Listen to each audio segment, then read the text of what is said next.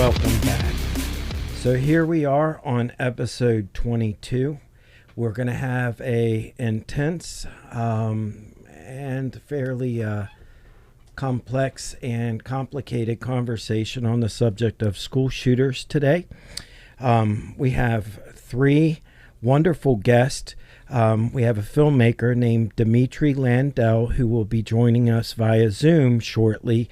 And I have two in-studio guests. I'm going to pitch to my first guest. I'm going to ask them to introduce themselves and say a few words about yourself. Hello, everybody. My name is Rich Follett. I am a recently retired public school educator. I taught theater arts for 28 years. And I'm a sometime actor, musician, poet. I'm exploring the more creative side of myself in retirement and living large and having a ball. Awesome. I'm Kathryn, Andrea. A lot of you guys already know me. I'm an actress. I recently worked another episode of Snapped. I find true crime very interesting, and I'm very excited about just the discussion that we're going to be having today. Kathryn, this is your third appearance on the show. We're always excited to have you back. To the audience, this was maybe about a month and a half ago. Kathryn sent me a trailer that was very unusual. It caught my attention, and I very much wanted to do an episode about it.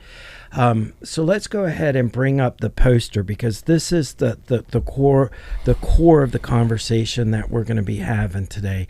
Kathryn, I'm going to ask you to set the stage for the audience. Talk about this film and how you got involved in it. So this is called The School Shooter. It's a short film by Demetri Landell. He is a guy who I met in Atlanta. And I met him when I was at the Cobb International Film Fest. The one I met so many cool people. Mm-hmm. It was a phenomenal event. So Demetri, we chatted.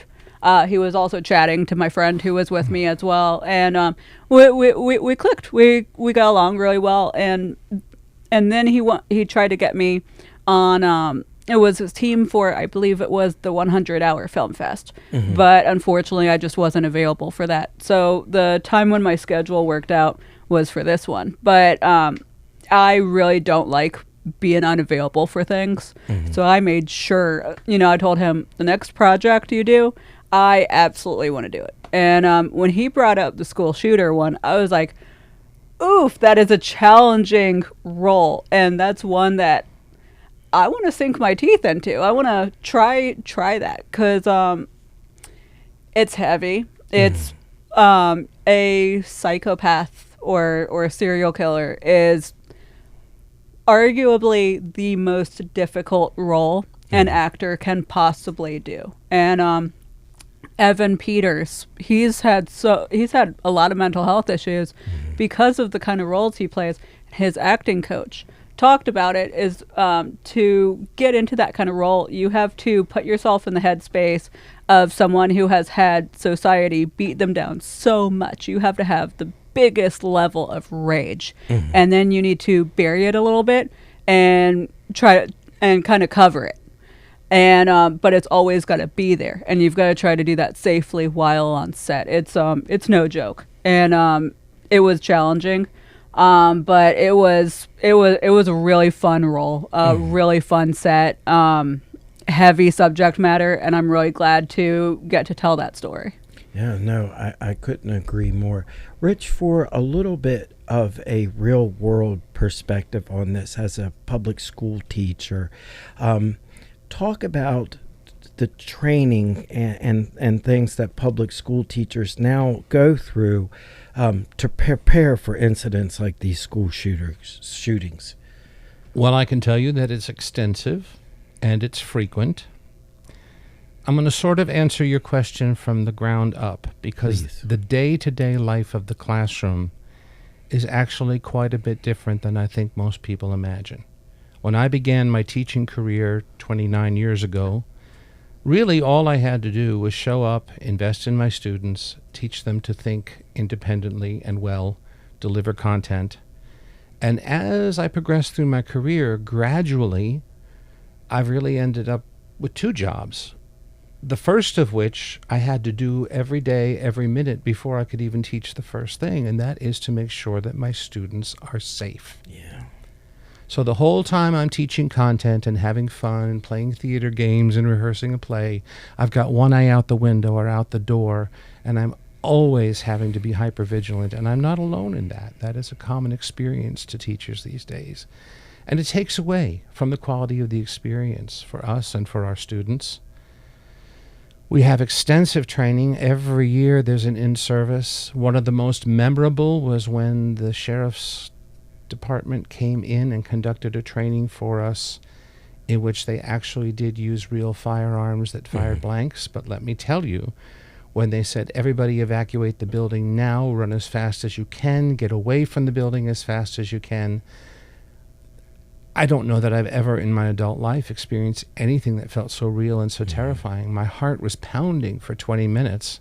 I think I ran 3 times as fast as I had run in 20 years. And just sitting there in the woods, looking at the school building and thinking that there might be someone inside with a firearm, it all became so very real. Yeah. And if that is the reality in which my students are existing, one has to ask the question, what is the quality of their experience at the end of the day? It's a terrifying prospect. Yeah, that's deep. Kathryn, let's talk a little bit about when the film shoot actually took place, where you filmed at, and then I think we'll pull up Demetri's YouTube page. But what were the dates of the filming? Where did you guys film? Take us through the creative process. I think that was February. I'm so bad with You could rough dates. it in. It was this year. I understand, Okay. Kathryn. My sense of time is cyclical, yes. Yeah. Oh, yeah, because He's in the waiting room now. Cool. We can go do the YouTube page quick if you want to bring him in, or do we want to... Let's take a look at the trailer first, and then we're going to have a little bit of a talk, and we'll do the YouTube page after Demetri's appearance. okay.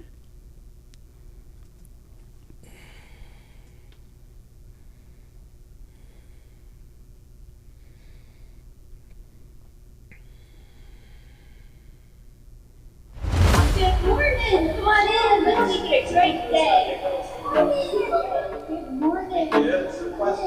Get off of me. Don't worry about it. I'm going to take good care of you. About the assault case that you reported, I hate to tell you this, honey, but your case is being dropped. What? There wasn't any evidence to support your claim. I had it on video.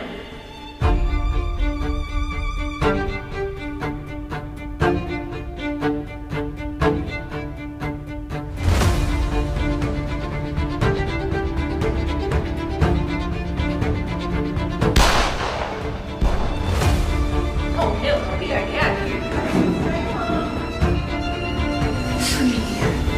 Is there something I can help you with? No, thanks. I'm taking matters into my own hands.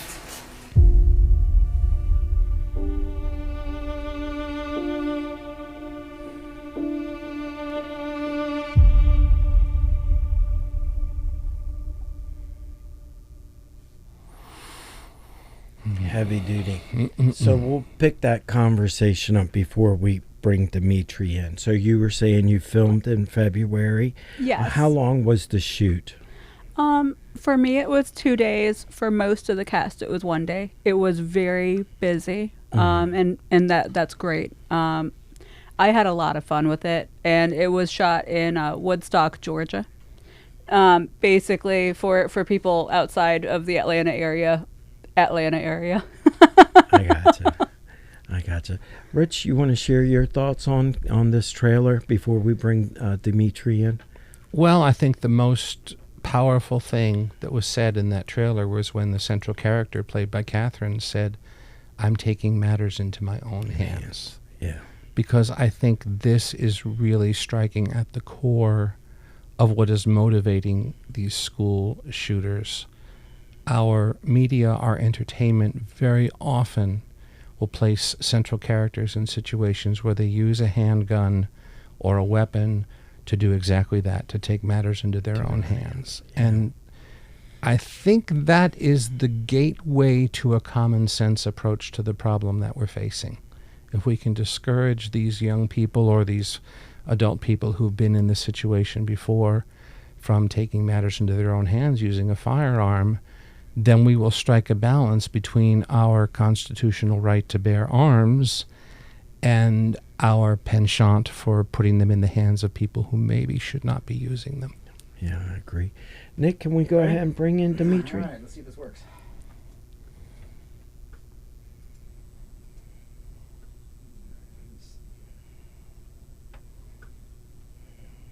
Okay.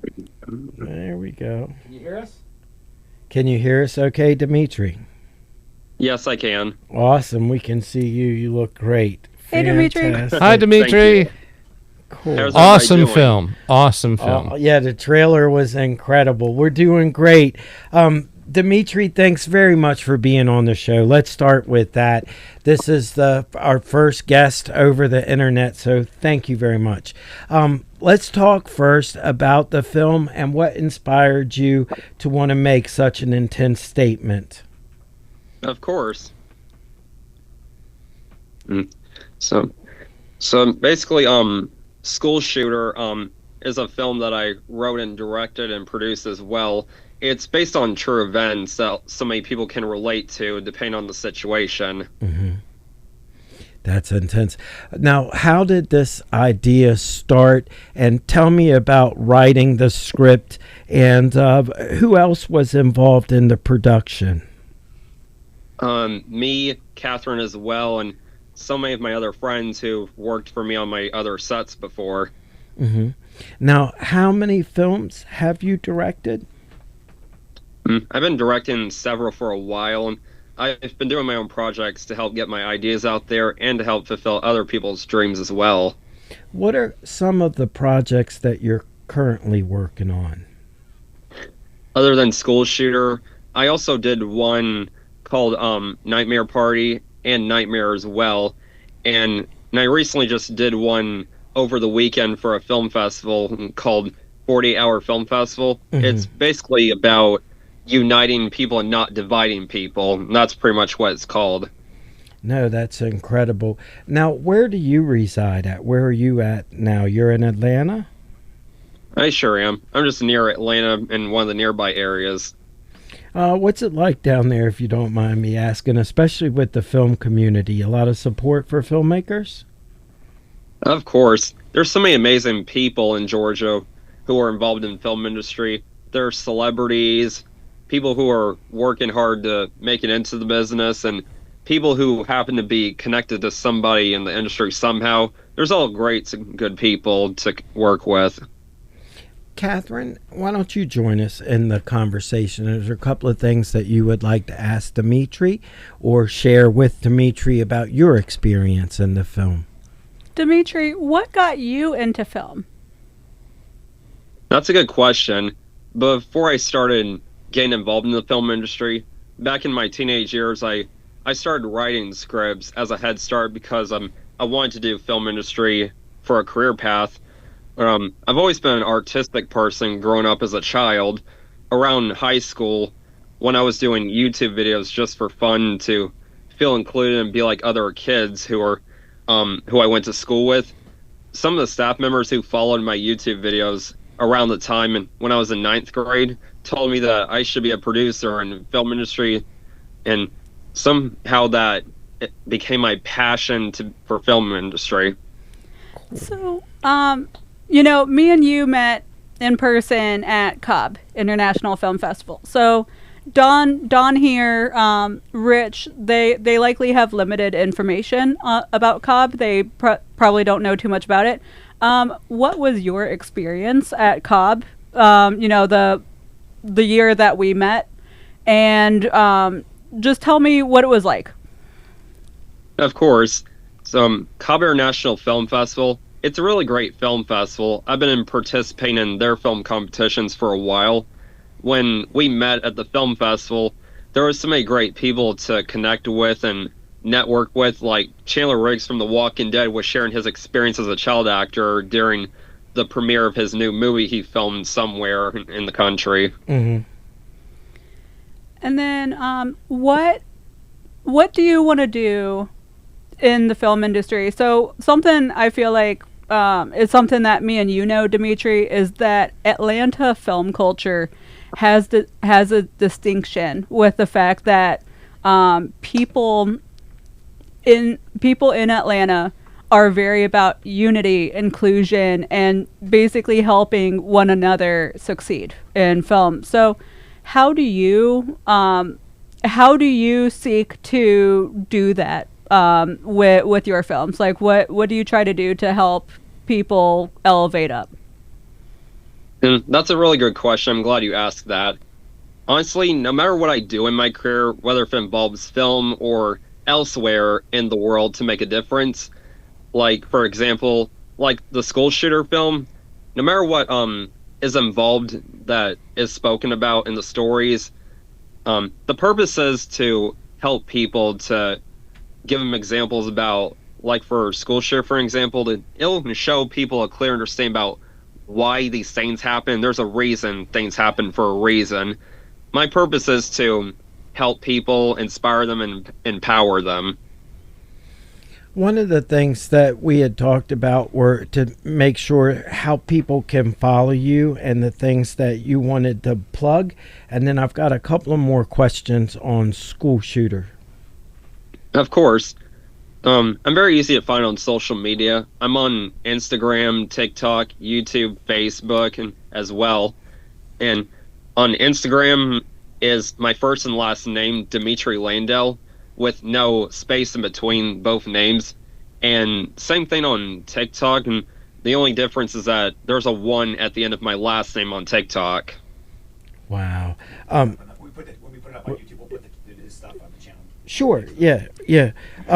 With School Shooter, now that the film is complete and you have it on YouTube, what other avenues are you hoping to use to get the film out there to make sure that it has a large audience? That's a good question.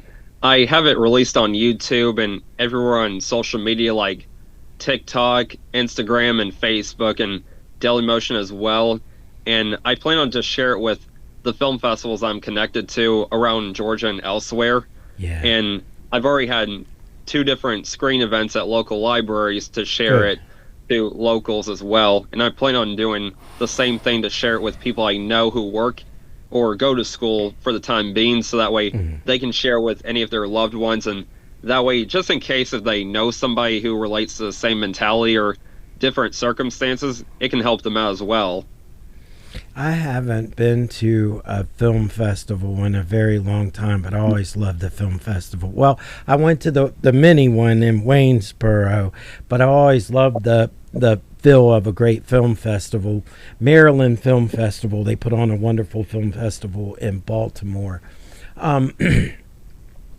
Demetri, what would you like to say in closing? What would you like to say to the audience that's watching you about your film work, anything that you want the public to know? Of course, anybody who watches my films and really adore my work and feel inspired by what I do, definitely share with anybody else you know who is, no matter what they're going through, share it with anybody you know, whether if it's your family, friends, or somebody who you treat like your own family, for example. Share it with them so that way it can help motivate them and inspire them to figure out a solution to help solve what they're going through, unless you're sharing it with them to help them out because you care about them so much. Right. We're going to bring this part of the show to a close. Demetri, thank you very much for being on the show. Please, I'll follow you on Facebook. Any projects that you have in the future, let's come back on the show. We'll talk about anything that you want. You ever make it to West Virginia, we would love to have you live in studio. So hopefully we'll give you a reason to come up the East Coast. Kathryn, you know, anyone that you want to bring on the show. I thought the film was incredible. I was very impressed with what you're doing, and I wish you nothing but longevity and success. Is there time Thank for you me so to much. chime in? Sure, real yes, quick? please. Demetri, before we let you go, I want you to know that I'm a recently retired teacher. I gave 30 years to the industry. That's amazing. I think that your film is powerful. I think it's important. I think it's courageous. And my impression is that you have done something far beyond just portraying the anatomy of a school shooting incident. You went far enough to humanize the shooter.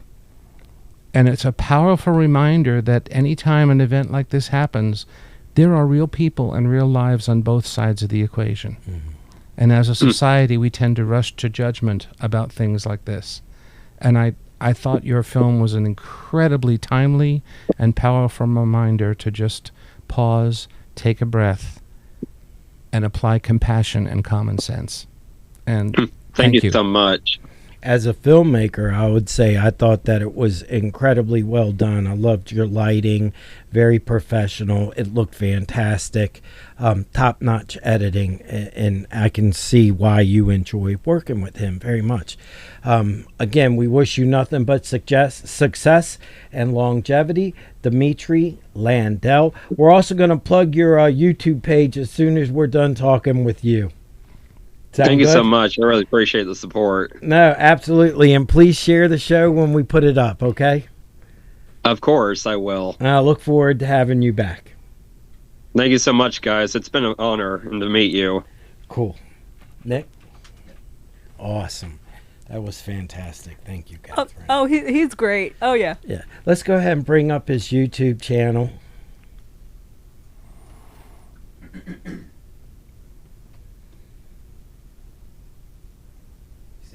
And you scroll up and down it. And from one YouTube channel to another, please check out Demetri Landell. We YouTube love squared. YouTube. I love YouTube. I spent way too much time on it. A really, really fascinating young man. So I wish him a lot of success in his careers. Oh, yeah. So, all right. That's going to bring us on to the topic that we're going to have. We're going to talk about the phenomena of school shootings. And the first one I wanted to start with was a figure named Elliot Rogers. I first became aware of Elliot a few years ago. I've been fairly fascinated by the story. It's hugely covered on YouTube. So let's pull up the graphic. I got the Dire Trip graphic, right? Let's take a look at Dire Trip. This is one of my favorite YouTube channels. Dire Trip does, he spends a lot of time on subjects like the school shooting. They're well researched. He's fantastic. Great storyteller, very absorbing. Your students would love him. There's one episode, I'm not going to say it, but they would love him. All right, let's take a look at, this is his magnum opus. It's way too long. It's like 3 hours. It's like the Apocalypse Now redux of Elliot Rogers, but we're going to watch about 2 minutes of this.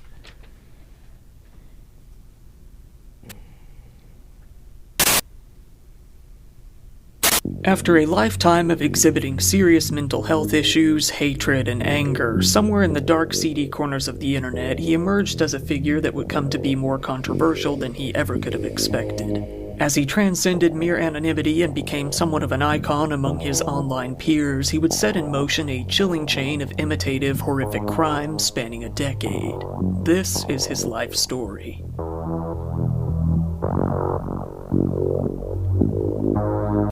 Yes, I'm a shy, quiet guy, but I have good qualities to myself. I'm a gentleman. I'm sophisticated, I'm polite, but girls never give me a chance because they're evil and cruel like that. And I will take great pleasure in denying you life. It's only fair.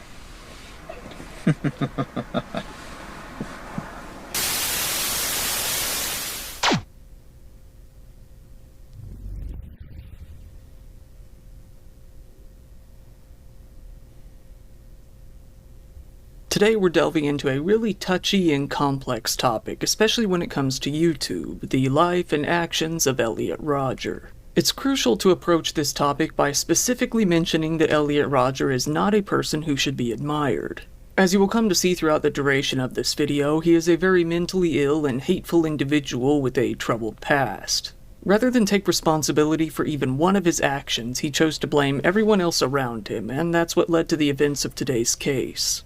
Let me make it very clear that today's video is not to endorse or promote his actions in any way. Rather, I think it's important to look into these cases and find out what exactly went wrong. When it comes to crimes like these, the news media tends to blame one or two contributing factors when the reality is much more complex and nuanced. To write this video, I dug through hundreds and hundreds of pages of manifestos. I just thought that was a great opening for the conversation that we are about to have. Rich, had you ever heard of Elliot Rogers before you? Yes. Please share what you know. Only heard of. Never have seen this particular video, but kids talk about just about everything. They really do, especially in the middle and early high school years. Adolescents have a far-reaching range of interests, and some of them rather sordid. And that's a sad thing. Yes. I do think it's very important that this video clip speaks to the need for mental health support. There is a woeful dearth of mental health support available to our adolescents in this country. And almost always when you hear about one of these psychopathic personalities that ends in a school shooting, there's always an "if I had only known," or "the signs were all there, why did I ignore them?" But that's sort of pointless, because even if the signs were there and hadn't been ignored, there's no mental health help available. It's not budgeted, it's not planned for, it's not discussed nearly enough. And I think that if we could improve the level of mental health care available to young people, we might be possibly proactive about preventing some of these school shootings rather than being always reactive after the fact. And I think that's very important that that video addressed that right at the start. Kathryn, had you heard about Elliot Rogers prior? And I know you do your homework. So tell me what you learned about Elliot. So I had not heard about Elliot in the past. So I was like, Elliot Rogers.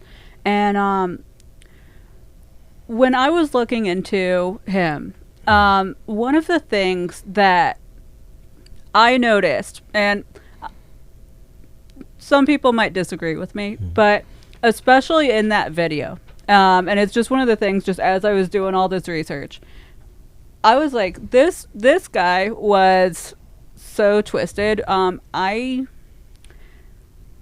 kind of question if anything honestly could have been done. I think just even looking at the video that he was just way too far down the rabbit hole.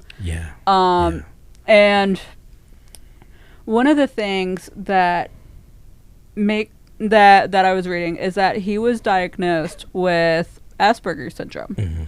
Now, there is research, and there have been cases where people with on the autism spectrum are misdiagnosed as having antisocial personality disorder and vice versa.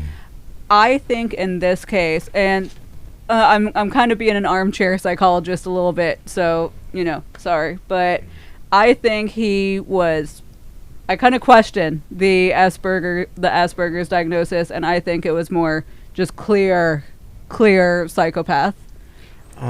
Elliot is referred to as the king of the incels, involuntarily celibate. I remember the next clip that we're going to take. Let's go ahead and take a look. This is Coffee House Crime. This is another channel I absolutely love. I love this guy's channel. He does a lot of in-depth on this subject too. Play this clip. This is about 3 minutes.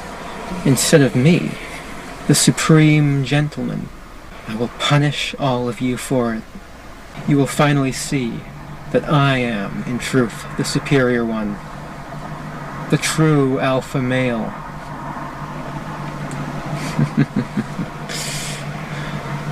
Yes.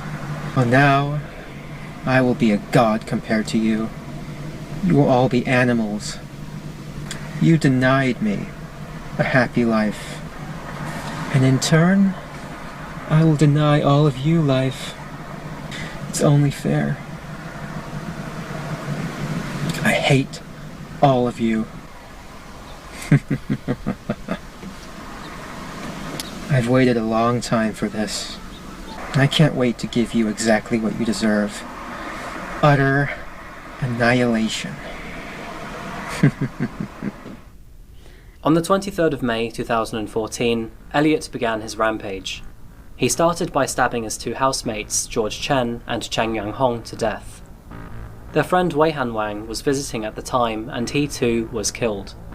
The three men receiving 142 stab wounds between each other. At 9:17 p.m, Elliot then uploaded his final video to YouTube, titling it Elliot Rogers' Retribution. 1 minute later, he then sent his 137-page manifesto to 34 people. This included both of his parents, other family members, his therapist, his former school teachers, and his childhood friends. His therapist contacted his mother within 5 minutes of the email being sent, and very quickly she reacted by calling his father Peter, and then the police. Both Peter and Li Chin raced from their homes in Los Angeles towards Isla Vista, but by then, it was too late. Elliot was already in motion.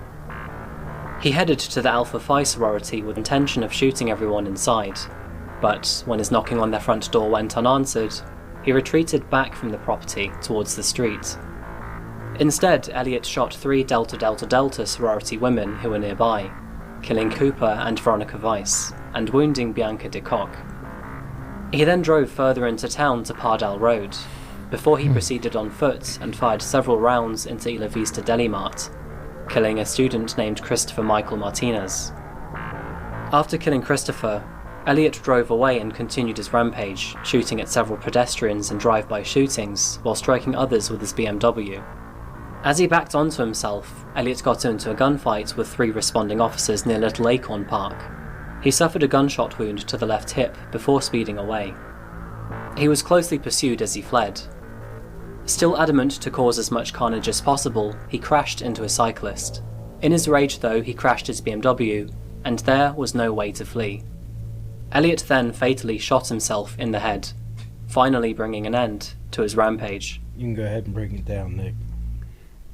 I think one of the things, and even just looking at this video, but every video I've seen of this kid talking, his expression, so like if he goes to smile, you know, anything, his expressions do not go to his eyes. Like his eyes are like emotionless, like all the time.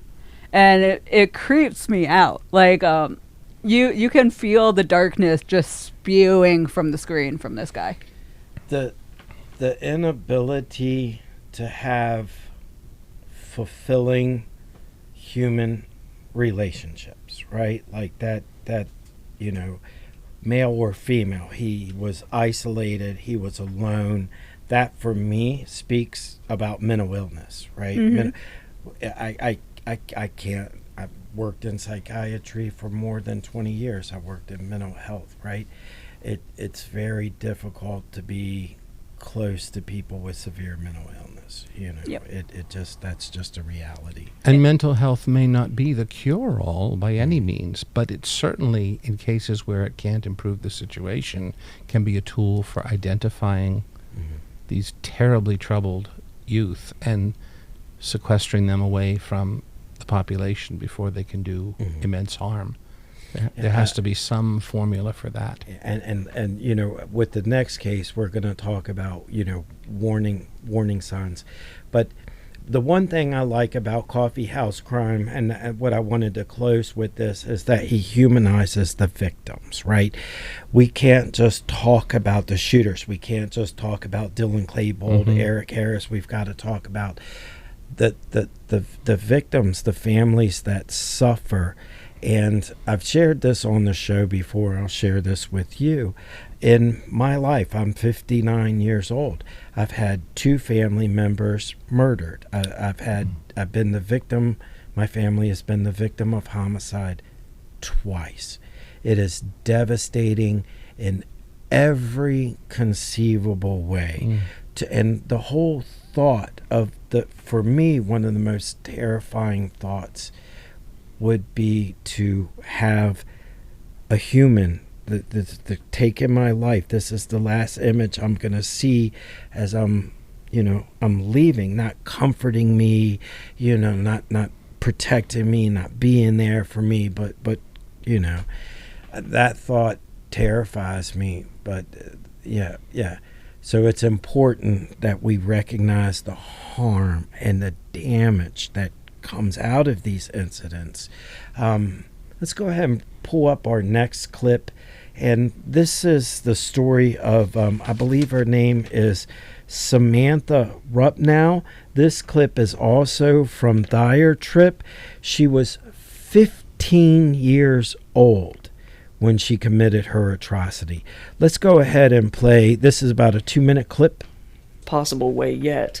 Bring up how I fail school or can't get out of bed simply because I don't want to leave. He makes me look like a freak to his family and friends. He says so much, but look at his bad side.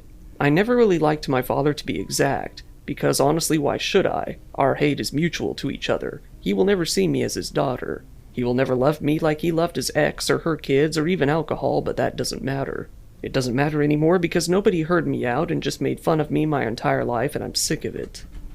Continuing to speak of her home life, she wrote, I was the wrong child of the family. My parents admit they didn't want me, nor never did even if I've grown.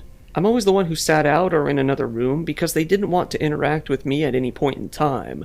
Then I stayed in my room all day during the day and night and after and before school as well.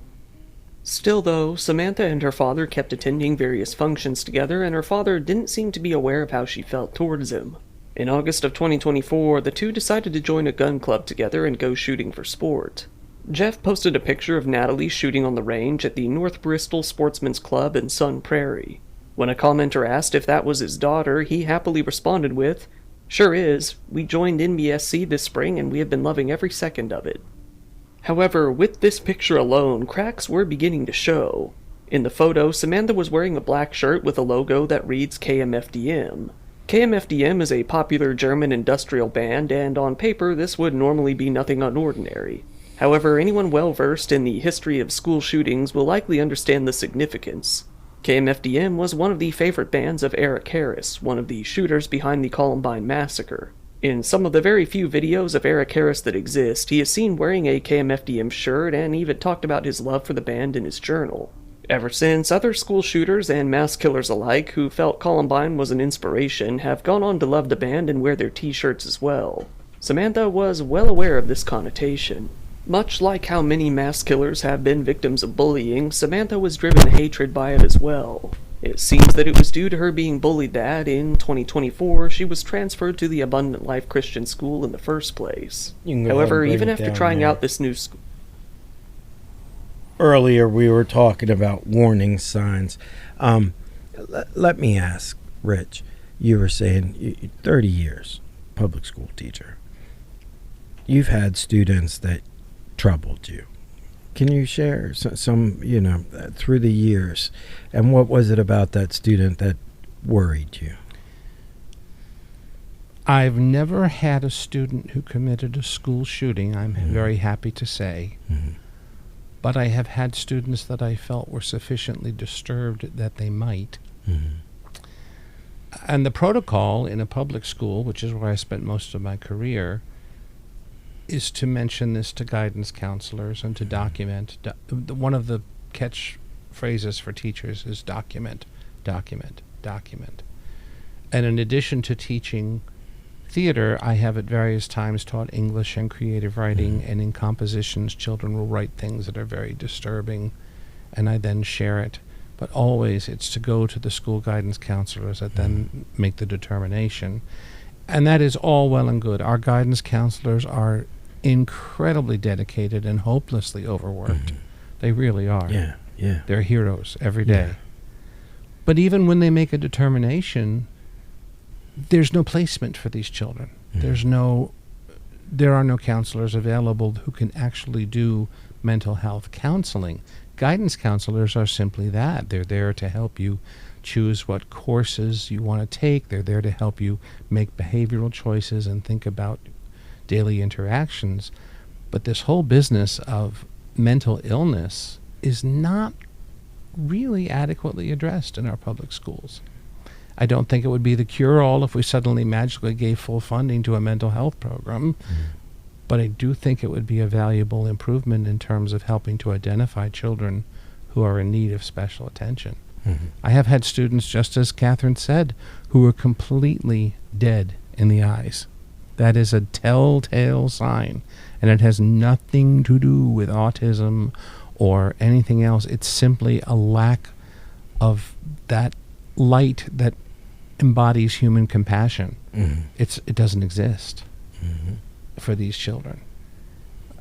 And it's astonishing because just as that young man, Elliot Rogers, said, I'm a perfect gentleman. They often can be. Yeah. Perfect gentlemen and perfectly dignified young women, but the minute they leave the environment, they begin to plot and scheme about how they're going to be subversive and how they're going to harm people. And it's terrifying. It is unprofessional for me to name schools or name names, but in a county not far away in which I had some teaching experience, we had a 12-year-old bring a gun to school. Wow. 12-year-old. Nobody was prepared for that. Nobody.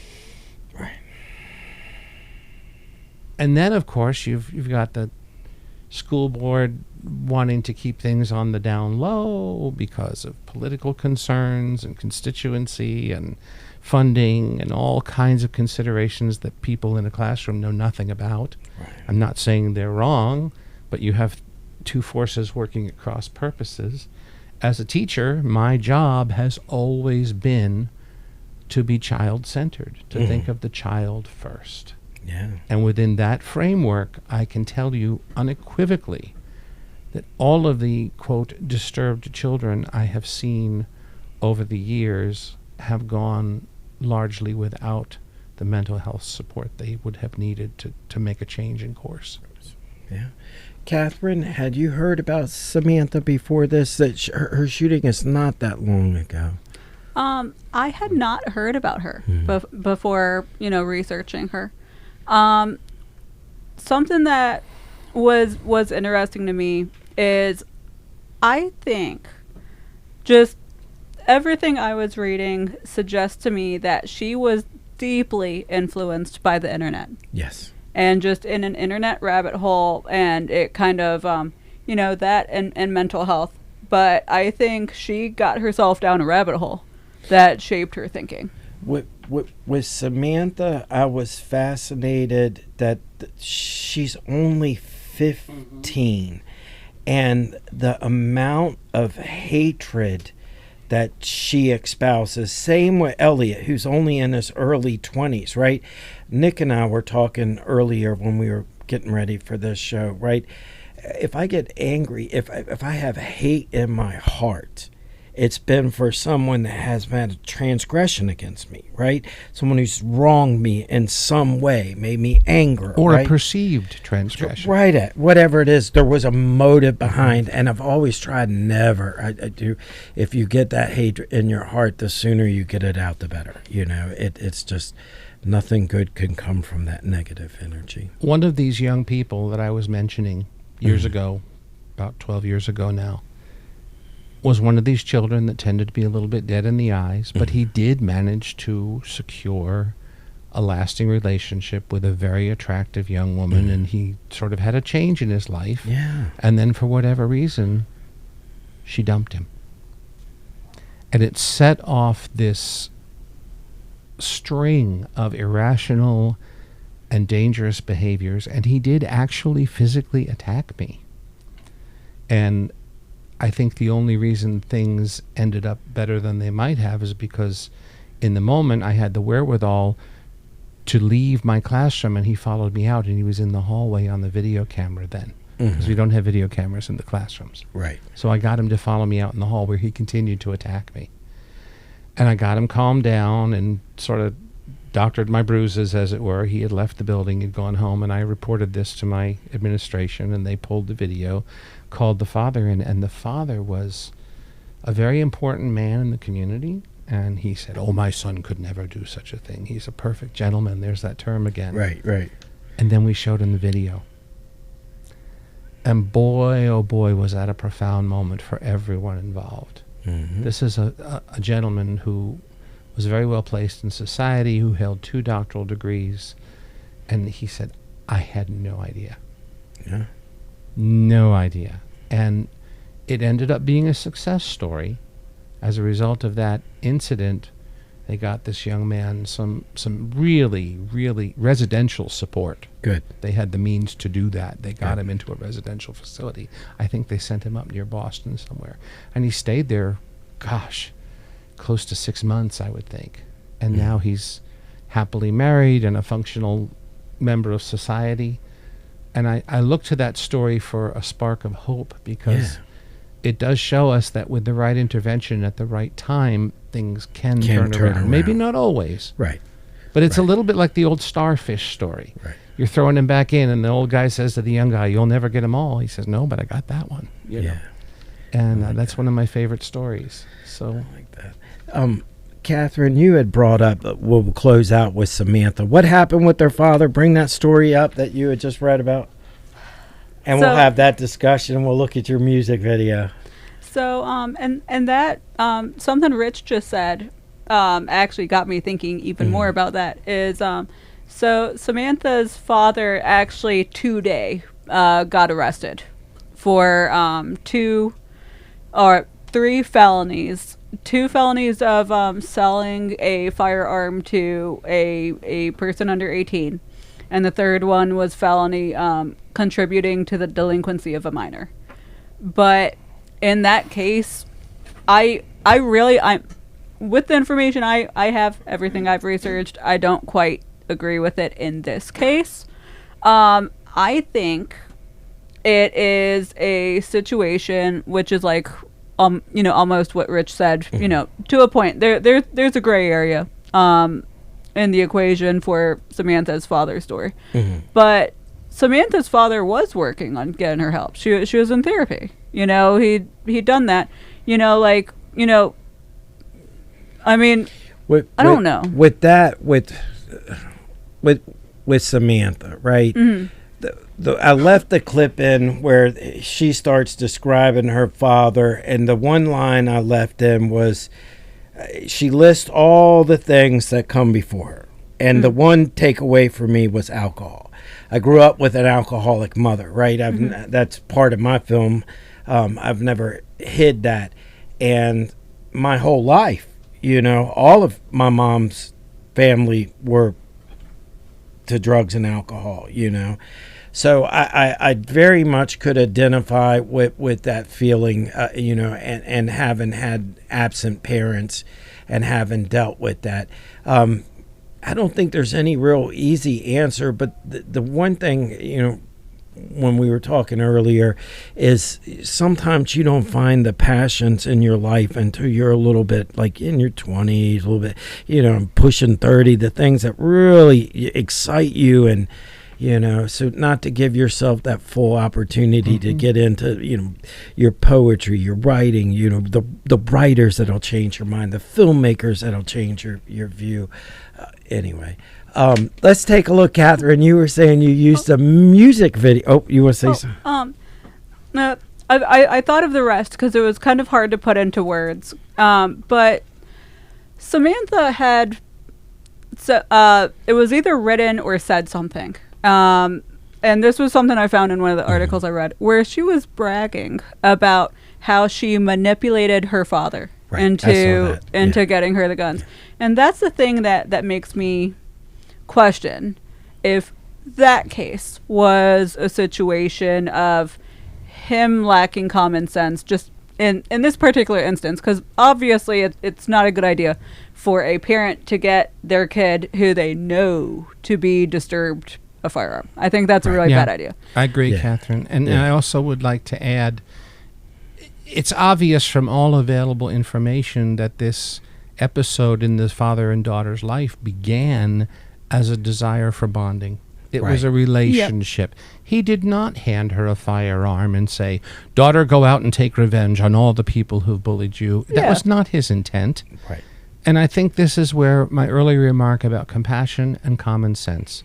I'm not one to sit here and criticize the judicial process or agree or disagree with judges' decisions, but I do think it would be for the good of society if we applied a little more compassion and common sense to decisions like these. So I like that. I agree a lot with that, because I think in this case, quite frankly, I'll speak French for a minute, bullshit that they charged him with that, especially like a bunch of felonies, like a misdemeanor of some sort contributing to the delinquency of a minor, like something like that. I still don't quite agree, but that's better than 3 felonies. Like when you know all signs point to he didn't know. You know, I mean, it's. Or was he willfully blind? You know, when Ooh, yeah. It's interesting because we look at the shirt. There had to be signs. I find Nick and his wife are incredible parents. They raised amazing kids. It's one of the greatest compliments I can give to them as a family. You know, that values, morals, mores, you know, open communication. And I really doubt that Isaac, his youngest son's media would ever go unmonitored. I mean, that's the one thing with her that, you know, she was into some really dark stuff. Yeah. And her parents would have had to be, it was just a way of getting rid of her, you know, like, here, go take the tablet. I don't know. Rich? I've seen this sort of dynamic many, many times over many, many years, under many, many circumstances. And parents who hold out hope for their children to be happy and productive are sort of blind because their hope is greater than their ability to see what lies in front of them. I've known parents who made disastrous decisions because they wanted to be the cool parent. They wanted to be the parent that their child could relate to. They're desperate for meaningful relationship with their children or other youths that they know. And to be honest, there's times when I wanted to be the cool teacher, but I couldn't. I had to hold the line and say, "Oh no, right. We don't do that." Much as I'd love to be your best friend in this matter, you made a poor choice, and this is the consequence. Yeah. Even though I know 47 things for the backstory and 97 excuses and 147 extenuating circumstances, the reality is still the reality. And I think that's what's missing often in a situation where parents want desperately to bond with their children, is that willingness to hold the line and remember what is expected and what's the norm. I think one thing before we look at your video, I worked with adolescents. I never worked well with adolescents. Like in psychiatry, adults, I can work with adults, but and the few times I work with adolescents, they just absolutely drove me crazy. But the one thing, they can keep secrets. Like, I think everyone that has teenagers, they can keep secrets. Keep secrets, chameleon, you'll never know. Share it amongst themselves, but adults would never know, you know. So that I think every adult knows that the strength at which teenagers can keep secrets. And there can be no doubt that social media has added weight to that dynamic. Yeah. It's like their own world that exists within the social media, and it's really hard for adults to gain access. Yeah. It's kind of scary. And that's something I was thinking about Samantha's case, because it's like... It's all right. Oh. No harm done. But it's like all of the stuff she was looking at on the internet that was helping, mental illness was involved, but there was a lot of the internet and whatever chat threads and communities that she was part of that were totally contributing to shaping her worldview, and nobody would have known. One of the ones that they cited was called Watch People Die. She's 15, All right, Nick, let's take a look at, we're going to listen to a little bit of this Columbine music video that you said that you used to get ready for the role, and we'll pick this conversation up with you.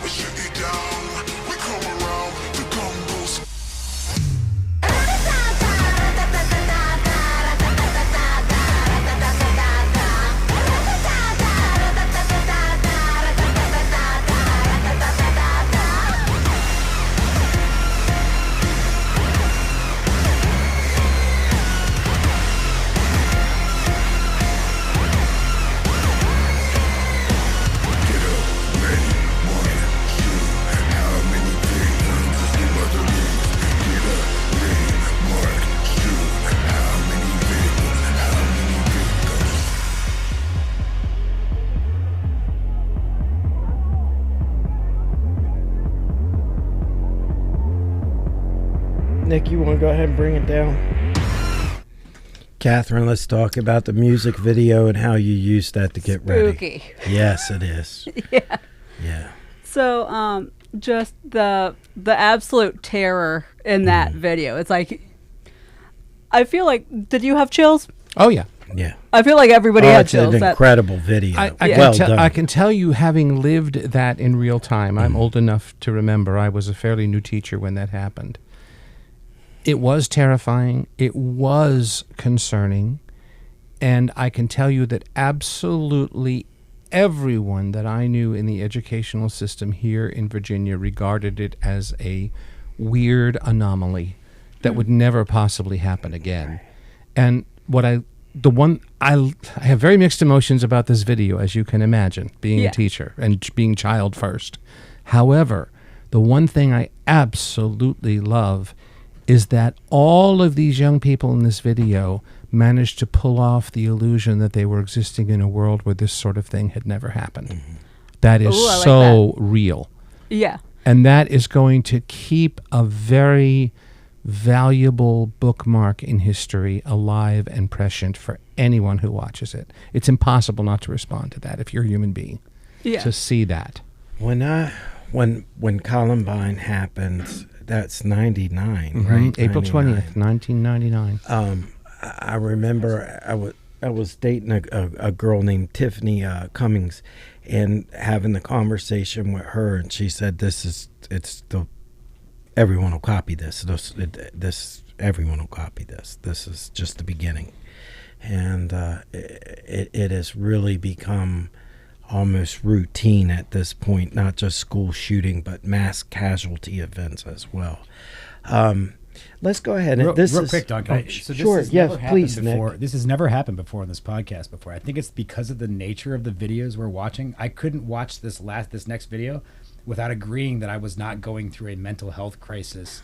Oh my God. It was the strangest thing. It popped up on the YouTube channel. I'm like, I think it's because the last couple of videos we've watched. I got this big blue banner that came across, and I couldn't do anything until I agreed that I wasn't trying to. I was like, geez. Oh, wow. Big Brother's watching. Big Brother's watching. That's weird. That's actually wild, because when I was doing my research earlier, when I was watching the videos that Don had sent, when I got to the one of Samantha's story, it did the same thing. Or I don't know that it made me agree to anything, but it flagged. It said, if you need help, call this number. It wouldn't let me watch it at first, right? Like because on my television, I just have regular YouTube. I don't sign in, only on my phone.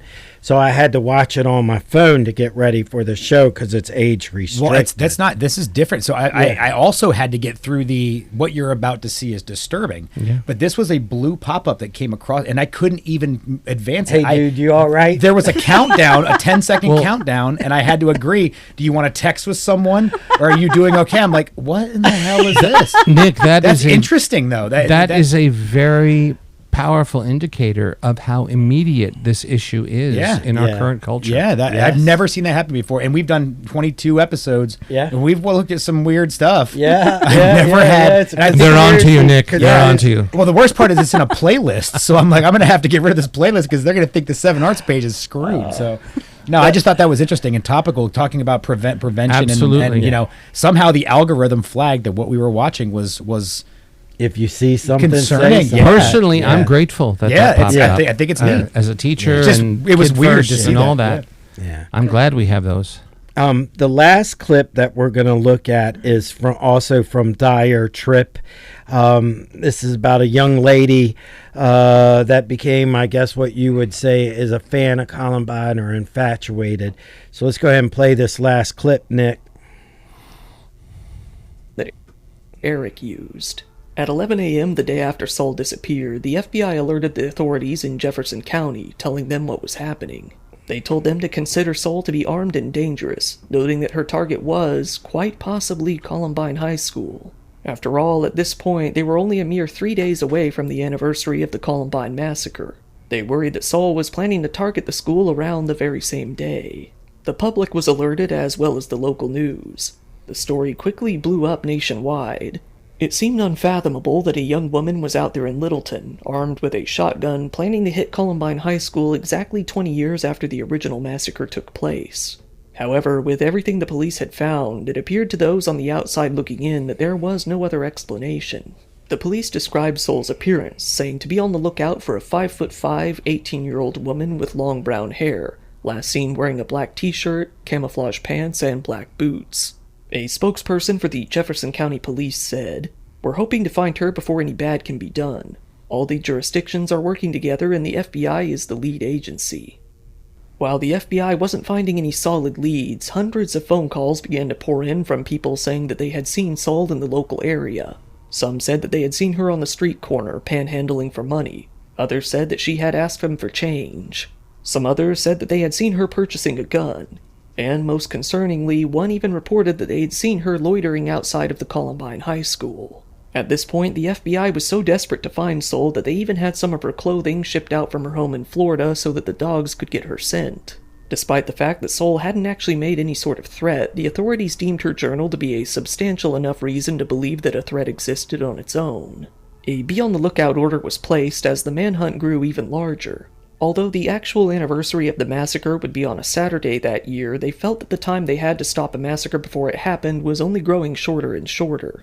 Columbine High School went into lockdown that very day. As the investigation continued overnight, the decision was made to close not only the high school but most other schools in the local area and nearby cities starting the next day as well. Across the whole area, over 500,000 students were left sitting at home, wondering when and if their school might be hit. Soul's father briefly spoke to the media through their front door, saying simply, "It's like a bad dream. We don't have any idea. Maybe she has a mental problem." However, little did any of them know that none of this would be the case. Let's go back to Monday the 15th, the day that Soul took her Uber up into the mountains. Soul hadn't been planning a massacre at all. The reality was something much less scary, something that was purely only tragic. Soul's depression really had gotten the better of her. She had set out to Littleton, Colorado on some sort of final pilgrimage. It seems that her only reason for coming out to Colorado was that it was the area where Eric Harris had lived and died. While it isn't known where Eric's ashes were spread after the massacre, the location has been speculated to be Mount Evans, the very mountain where Soul ended her ride and walked off into the distance. You can go ahead and bring it down. She commits suicide on the mountain. The suicide... a little bit more familiar with suicide than the mass shooting, but it's still just as devastating. I lost my brother to suicide. Mm-hmm. I'm sorry to hear that, Rich. That's been a while. Yeah, wow. That's. But it still hurts. Yeah, absolutely. Same, Kathryn. Anything you want to share on the last story we covered? It makes me think about why, what the reason might be why the Columbine event is ultimately inspiring to people, to this person to actually go there. Yeah, I think I have an insight to that. Yeah, what do you think? It's consistent with what I've seen in my own students. It becomes a sort of a template for the powerless taking power. That makes a lot of sense, and I think that's because I realized I hadn't really answered the question properly about the Columbine music video and how it helped me prep. But power. It's about personal power, or more importantly, the lack thereof. Yeah, and it's even a powerful kind of sounding song. Yeah, and these disturbed youths can come to a place where they idolize those who have perceived successfully taken power and acted upon their helplessness. That makes a lot of sense. That really, it's a theme as old as Hamlet. Yeah. I know it's been around with us forever. Yeah. We're going to get ready to bring it down. I'm going to encourage everyone to please check out Demetri Landell's film School Shooter on his YouTube page. Follow him. He listed everything earlier on the episode. Please check out his YouTube page. Rich, any social media you want to share? Any thoughts you want to share in closing? And same with you, Kathryn. Well, as far as social media goes, I have an internet page. It is myname.com, richfollett.com. I'm also on Facebook as Rich Follett Feel Good Folk Musician. And I have books out there and music out there. But most of all, I just want to say thank you for having me here today to offer perspective, because so often in a position of an educator, we simply aren't heard. Yeah. Even when we try to speak about difficult topics, it's just administrators are well-intentioned, but they're too busy and too many concerns, and there's no funding and X, Y, Z. And today I really finally had a chance to just speak my heart and be heard. And Kathryn, I thank you for that. Kathryn's been sort of an angel in my life. She's taken me on many wonderful journeys. Same here. Same here. Thank you, Kathryn. Thank you. What would you like to say in closing? A lot of people, well, my Facebook and Instagram are still deactivated. I'm working on reactivating my Facebook, but they're kind of throwing their little hoops up, the Zuckerberg. So I am on TikTok, for anyone looking to follow me now, while my pages come back up. It's Miss Kathryn Andrea, MISSKATHRYN ANDREA. My TikTok is basically like my free time kind of page, so you won't see updates about my career per se, but you'll see a lot of motivational content. I post a lot of just inspirational kind of stuff on there. And one thing I'd like to say, is if the power thing makes a lot of sense, and it's something that I really hadn't placed in my head. Especially when I was putting myself in trying to put myself in the perspective of a shooter. So what I would like to say to people is, anyone out there, if you're kind of just really feeling powerless, and you're just having mental health struggles, just reach out for support. There is no shame in any way in going to therapy. Getting mental health help. And if you have a loved one that's going, that's kind of showing signs that concern you, same thing, encourage them, because removing the stigma behind getting mental health support goes a long way. And similarly, if you're an adult who is in the company of a child you suspect as having mental health issues or being disturbed in a negative way, please reach out to them. Give them a chance to be heard. It could make all the difference. Yeah, I agree. If you see something, say something.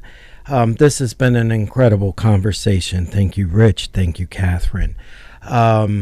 We're off for a few weeks. I don't think we're recording again until June, after Memorial Day. Check out our last several episodes all the way back to Ellie and Easter eggs. I think they're all really top notch.